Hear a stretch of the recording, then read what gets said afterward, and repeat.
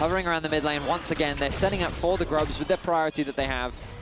KC threatening a potential dive on the bot side of the map, but Doggo wisely respects it. He's going to go back to base, spend some of his gold, getting closer to that Trinity Force item spike. And I think it's so interesting, right? Because there's a lot of drafts that you talk about, like range advantage being really important, and in certain compositions it's less.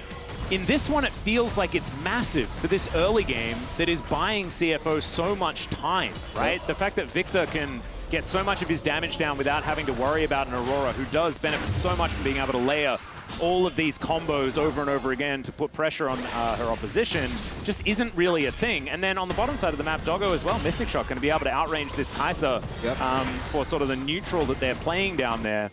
And these are compounding advantages for CFO as they get further into the game. What KC need to do is really start some of these mid-game skirmishes where they can get this composition doing what it wants. Because you mentioned target selection.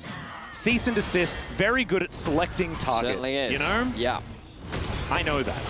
That's my level of analysis there. It sees you and it desists you from doing said thing. She actually just selects someone. Yep. And that is right. Now, the downside of that is that sometimes... You can't deselect? Yes. and crucially, others, even if a target is selected, that individual can still select where you end up.